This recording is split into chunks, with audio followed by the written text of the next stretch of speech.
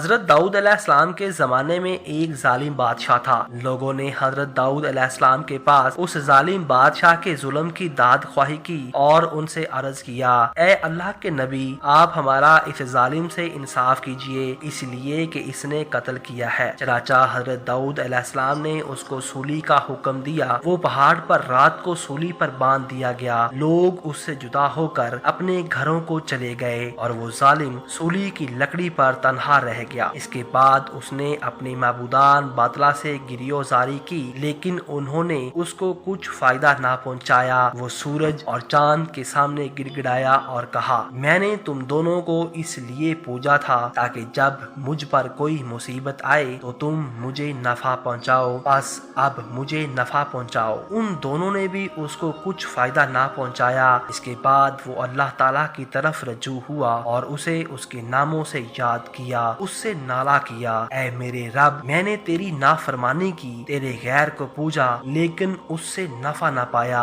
اب تیرے پاس آیا ہوں، تو حق ہے تاکہ تو میری مدد کرے، بس اپنی رحمت سے میری مدد فرما۔ اللہ تعالیٰ نے فرمایا، اس نے اپنی معبودان باطلا کو عرصہ دراز تک پوجا لیکن ان سے نفع نہ پایا۔ اب مجھ سے پناہ مانگی اور مجھ سے دعا کی، میں اس کی دعا قبول کی، بلا شبہ میں مضطر اور پریشان کی دعا قبول کرتا ہوں۔ اے جبرائیل علیہ السلام، میرے اس بندے کے پاس جاؤ، اس کو زمین پر سلامتی اور عافیت سے اتار دو۔ چنانچہ حضرت جبرائیل علیہ السلام نے ایسا ہی کیا۔ صبح کو لوگ جب حضرت داؤد علیہ السلام کے پاس گئے اور ان سے کہا، اس بادشاہ کو لکڑی سے نیچے ڈالنے کے واسطے ہم کو حکم دیجئے، جب وہ لوگ اس کے پاس پہنچے تو اس کو زندہ اور صحیح و سالم زمین پر پایا۔ اس کے بعد لوگوں نے حضرت داؤد علیہ السلام کو اس کی اطلاع دی۔ چنانچہ حضرت داؤد علیہ السلام اس کی طرف گئے تو اس کو ویسا ہی پایا جیسا کہ تھا۔ حضرت داؤد علیہ السلام نے 2 رکعت نماز پڑھی اور کہا، اے میرے پروردگار، ان عجائبات سے جو میں دیکھ رہا ہوں مجھے خبر دے۔ چنانچہ اللہ تعالیٰ نے ان کی طرف وحی بھیجی، اے داؤد، اس بندے نے مجھ سے عاجزی کی، اس لیے میں نے اس کو قبول کیا۔